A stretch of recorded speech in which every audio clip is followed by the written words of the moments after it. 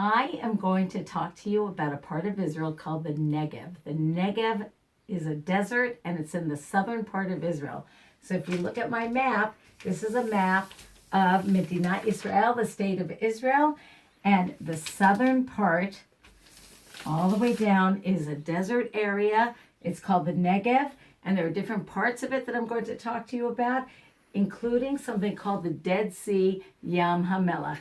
So please join my cousin Mahmouda on a tour of the Negev.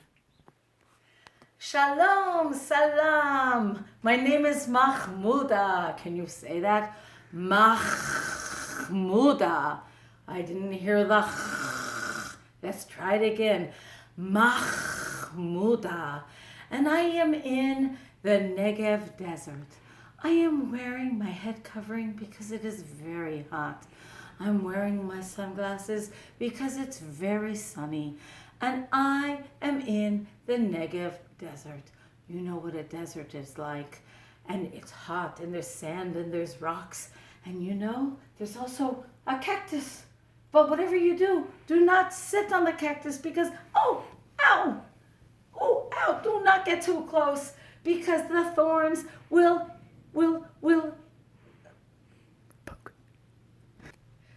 poke you. I could not think of the American word for it. Yes, they will poke you. Ow, do not go near it. Do not sit on it. Whatever you do, do not sit on a cactus. And this is my friend, Abdullah Rahman, the camel. You know, camels live in deserts because they don't need a lot of water. They save a lot of water in their bodies. And he takes me all over the desert in a caravan, and I go all over the Negev on my camel friend. But you notice I'm on this side. I do not like to stand in front of the camel because camels spit.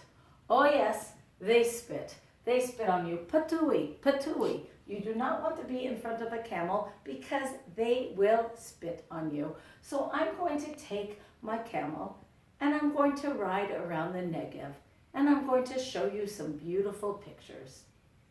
This is a beautiful picture of the Negev at sunrise. You see the beautiful mountains and the rocks and the hills of the beautiful Negev Desert. This is one of the animals. Yes, animals live in the Negev besides the camels. This is a beautiful animal called an ibex. And do you see those beautiful horns? What does that remind you of? Does it remind you a little bit of a shofar? The animals use their horns for fighting and protecting themselves, and he is in the Negev Desert. I wanted to show you that over the millions of years, beautiful rock formations have appeared in the desert. The wind and the sand has carved some of the rocks and the stones into magnificent, they look like statues. And if you can go for a hike in the Negev Desert, this is what you might find. Look at this crazy man. He's climbing rocks in the Negev Desert. Can you imagine? He has a rope and he's climbing, and I would not do that. No, I think it is dangerous enough to stand near my camel. I would not go near those rocks. And you might think there's only sand in a desert, but plants grow in a desert also. So I just wanted to show you a beautiful desert flower that actually grows in the Negev and a tree that grows in the desert. And anything that grows in the desert, any plants, have to be able to live without a lot of water. So you can see that this tree and the flower before it does not need a lot of water, but it still grows in the desert. Now, Abdullah and I have taken a little ride, and we're going to show you some pictures of something very, very famous in the Negev. It is called the Dead Sea, Yam HaMelech. Why is it called the Dead Sea? Well, if you think about the name Yam HaMelech, it means the sea of salt. There is so much salt in this water that nothing can live in the water. Nothing. Fish, plants, nothing lives in Yam HaMelech. And that's why they call it the Dead Sea, because nothing is alive. But it has so much salt, that you can actually see the salt. And sometimes the water goes down and you see almost like salt statues coming out of the water. So let's go take a little ride, and I'm going to show you a couple of pictures. This is a picture of Yam HaMelech, the Dead Sea. If you look, there's the water. And over here, look at all that salt. That came out of the water. Can you imagine how much water is in the Dead Sea? I'll show you another picture. Look, the salt is coming out of the water and dried so that it almost looks like rocks or statues that have come out of the Dead Sea. But the most interesting thing is that there is so much salt in that water, so much, that nothing sinks. Can you imagine? Nothing sinks. You could throw a ball in, the ball will float on top. You could throw a rock in and the rock will float. But more importantly, people do not sink. People cannot sink. They float on the Dead Sea. And just to prove it to you, I'm going to show you another picture. Yes, this man is floating in the Dead Sea and he's reading a book. And he doesn't even have to worry about the book getting wet. He's not going to sink. He's reading, he's turning the pages, and he's floating. So I would welcome all of you to come visit the Negev, come visit the Dead Sea, Yam HaMelech, and have some fun floating in the Dead Sea.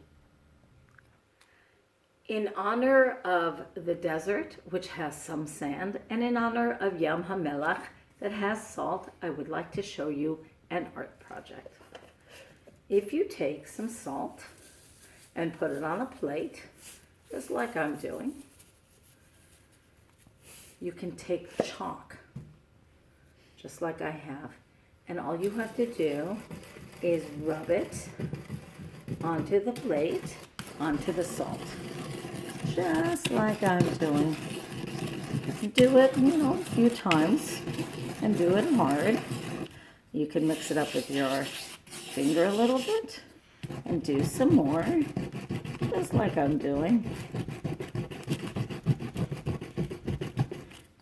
And I'm mixing it up some more. And now I'm making colored sand. And you can do whatever colors you want. So again, it's best if you do it onto the salt. And then mix it up. Now, there are lots of things that you can do with it once you make the sand. So I happen to have a very large jar, but you can use an old water bottle or you can use something else. And you can take your sand and you can pour it into the jar. You can have mommy or daddy or a big brother or sister help you. Okay, and you'll probably make more than that. So now I'm going to make another color. I'm going to use blue. Look how nice that blue is coming out.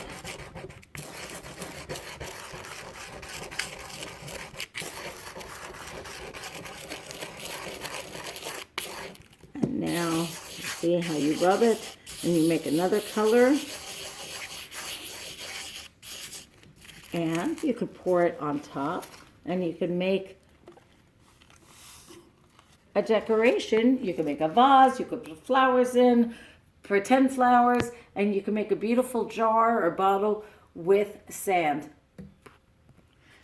So another project you can do with the sand is you can take a white piece of paper, an envelope, whatever you have, and you can write your name in glue.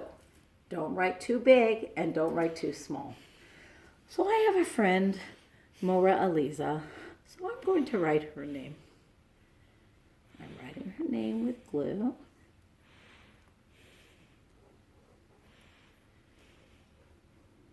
And then I'm going to sprinkle sand all over that glue. You can use one of your colors. You can use a few of your colors. Don't make too much of a mess. Do this on a table. Maybe put newspaper or something down so you don't get sand all over.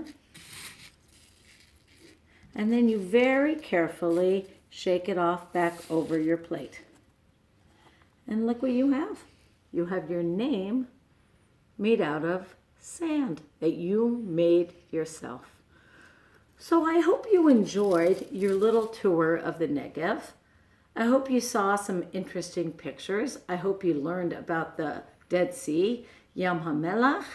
I hope that you can come to Israel one day and visit me, Mahmuda. Maybe you can meet me and you can meet my husband, Mahmoud.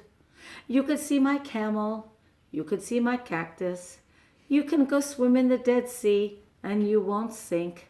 And you will have a wonderful time coming to Israel. Shalom.